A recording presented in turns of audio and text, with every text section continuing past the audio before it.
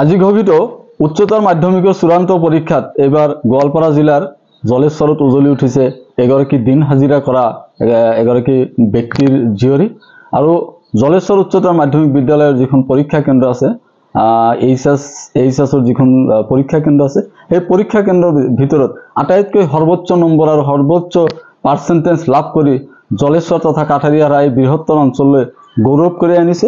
মোৰ সৈতে এই মুহূৰ্তত উপস্থিত আছে মাছুমা খাতুন আৰু মাছুমা খাতুনে এই কৃতিত্ব লাভ কৰি সমগ্ৰ জলেশ্বৰ অঞ্চললৈ তেওঁ গৌৰৱ কঢ়িয়াবলৈ সক্ষম হৈছে আজিৰ দিনত আৰু তেখেতৰ পিতৃক দেখুৱাইছো তেখেতৰ পিতৃ মোৰ সৈতে উপস্থিত আছে।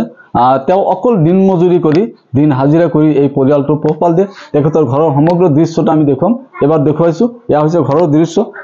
এটা পজা ঘৰ য'ত থাকি তেওঁলোকে ইয়াতে বসবাস কৰে আৰু তাৰ পৰাই কিন্তু অধ্যয়ন কৰিছিল মাছুমা খাতুনে। ঘৰৰ বাহিৰৰ দৃশ্য আমি দেখুৱাইছো। এখন জৰাজীৰ্ণ বাসগৃহ, এই জৰাজীৰ্ণ বাসগৃহটো কিন্তু তেওঁলোকে মাছুমা খাতুনে থাকি অধ্যয়ন কৰি কিন্তু বোকাত যিদৰে পদুম ফুলে তেনেকৈ আজি পদুম ফুলিছে মাছুমা খাতুন আৰু সমগ্ৰ এই অঞ্চলটোলৈ গৌৰৱ কৰি আনিছে। এক চমকপ্ৰদ ফলাফল কৰিছে যি উচ্চতৰ মাধ্যমিকৰ যি চূড়ান্ত পৰীক্ষা এই চূড়ান্ত পৰীক্ষাত এক চমকপ্ৰদ ফলাফল কৰি সমগ্ৰ অঞ্চলবাসীৰ কিন্তু দৃষ্টি আকৰ্ষণ কৰিবলৈ সক্ষম হৈছে মাছুমা খাতুন। গতিকে আহক মাছুমাৰ সৈতে কথা পাতিম। আচলতে ভৱিষ্যতে মাছুমা কি হ'ব, কেনেকৈ পঢ়া শুনা কৰিছিল, ছাৰসকলৰ পৰা কেনেকুৱা সহায় পাইছিল, জলেশ্বৰ উচ্চতৰ মাধ্যমিক বিদ্যালয়ত অধ্যয়ন কৰিছিল মাছুমা খাতুনে। মাছুমা, তোমাৰ ওচৰলৈ আহিছোঁ। যেহেতু অতি দৰিদ্ৰ ঘৰৰ ছোৱালী তুমি, গতিকে কেনেকৈ পঢ়া শুনা কৰিছিলা? মই মোৰ ঘৰতে থাকি পঢ়া শুনা কৰিছোঁ। স্কুলৰ ছাৰ বাইদেউসকলে মোক অনেক সহায় কৰিছে। মা দেউতাকেও মোক ভালকৈ পঢ়িবলৈ কৈছে, পঢ়িছোঁ। এবাৰ তুমি সৰ্বমুঠ কিমান নম্বৰ পালা? সৰ্বমুঠ 428 পাৰ্চেন্টেজ 85.5। কেইটা বিষয়ত তুমি লেটাৰ পালা? ফিজিক্স, কেমিষ্ট্ৰি, বায়'লজি আৰু এছামিছ। আটাইতকৈ ডাঙৰ কথাটো হ'ল যে আমাৰ সমাজত কিছুমান ছাত্ৰ ছাত্ৰী আছে তেওঁলোকে কিন্তু অসমীয়া বিষয়ত কিন্তু তেওঁলোকে 5 মাৰ্ক উঠাব নোৱাৰে, কিন্তু ভোটা তৰা স্বৰূপ মাছুমা খাতুন আজি দেখিছোঁ অসমীয়াত কিন্তু সৰ্বোচ্চ নম্বৰ 97 লাভ কৰিছে।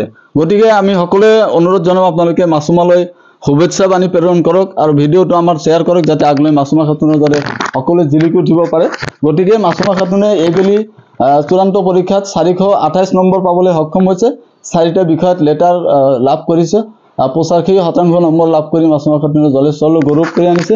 তুমি ভৱিষ্যতে কি হ'বা, কি পঢ়া শুনা কৰিবা? মই ভাবিছোঁ মই ভৱিষ্যতত MBBS ডক্টৰ হ'ম, নীট কোচিং কৰিম। এনেকুৱা দুৰ্বাৰ হেঁপাহ আছে মাছুমাৰ, কিন্তু অকল পিতৃ মাতৃ অলপ অসহায়, কাৰণ ঘৰৰ অৱস্থা তেনে শোচনীয় আপোনালোকে দেখিবলৈ পাইছে। এই মুহূৰ্তত মোৰ সৈতে পিতৃ মাতৃ আছে, কিন্তু তেওঁলোকৰ হয়তো আৰ্থিক দিশত যথেষ্ট অৱনতি থাকিলেও মনত দুৰ্বাৰ হেঁপাহ আছে। জীয়ৰী বা পুত্ৰ সন্তানক তেওঁলোকে মানুহ গঢ়াৰ যথেষ্ট সপোন আছে। গতিকে তেওঁৰ পিতৃৰ ওচৰলৈ যাম। আপোনাৰ ওচৰলৈ আহিছোঁ। যিহেতু মাছুমা এক চমকপ্ৰদ ফলাফল কৰিছে, সমগ্ৰ জলেশ্বৰ এই পৰীক্ষা কেন্দ্ৰৰ ভিতৰত মাছুমা উজলি উঠিছে। গতিকে আজিৰ দিনত আপোনাৰ কেনেকুৱা লাগিছে? আমার বিরাট ভাল লাগছে। গতিকে মাছুমাক আগলৈ কি পঢ়াব? আমার তো পড়াশোনা করার জন্য কোনো সমর্থন নাই, পয়সা করি নেই ওই ধরনের, কিন্তু আমার মাছুমা খাতুনে বিরাট আশা আছে ডাক্তারি লাইনে পড়ার জন্য, কিন্তু আমার কাছে তো ওই ধরনের পয়সা পাতি নাই। এখন কি করে আল্লাহ দেখি। তো কেনেকুৱা লাগিছে আজি আপোনাৰ? আমার খুব ভাল লাগছে আজি। ভাল লাগিছে।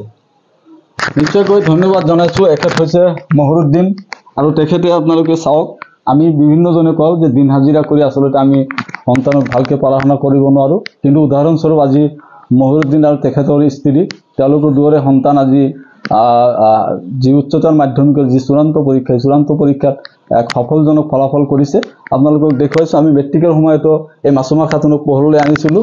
পজা ঘৰৰ পৰা কিন্তু জিলিকি উঠিছিল মাছুমা। আজিও একেদৰে কিন্তু উচ্চতৰ মাধ্যমিকৰ যিখন চূড়ান্ত পৰীক্ষা তাত জিলিকি উঠিছে। কিন্তু এতিয়া বিপদ বা অসহায় হৈ পৰিছে পিতৃ মাতৃ, কাৰণ পিতৃ মাতৃৰ হাতত আৰ্থিক বুলিবলৈ একোৱেই নাই, কিন্তু জীয়ৰীৰ আছে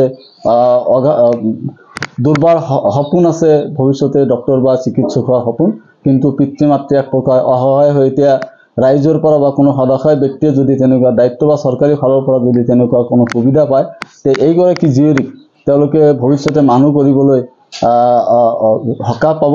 গতিকে সকলোকে এই মাছুমা খাতুনক আগবাঢ়ি যাবলৈ আমি এই ভিডিঅ'টো শ্বেয়াৰ কৰিবলৈ অনুৰোধ জনাইছোঁ। ইয়াত দেখুৱাইছোঁ মাছুমা খাতুনৰ এখেত দেউতাক আৰু এখেত হৈছে খুৰা ককায়েক। গতিকে তেওঁলোকৰ প্ৰচেষ্টাত আজি মাছুমা খাতুনে সমগ্ৰ অঞ্চলটোলৈ গৌৰৱ কৰি আনিছে আৰু মাছুমা খাতুনৰ আশা ভৱিষ্যতে পূৰণ হওক সেই আশা কৰিছোঁ। আৰু আপোনালোকে ভিডিঅ'টো আমাৰ শ্বেয়াৰ কৰি দিয়ক যাতে ভৱিষ্যতে মাছুমা খাতুন এজন সফল মানুহ হৈ এই সমাজৰ সেৱা কৰিব পাৰে। ধন্যবাদ।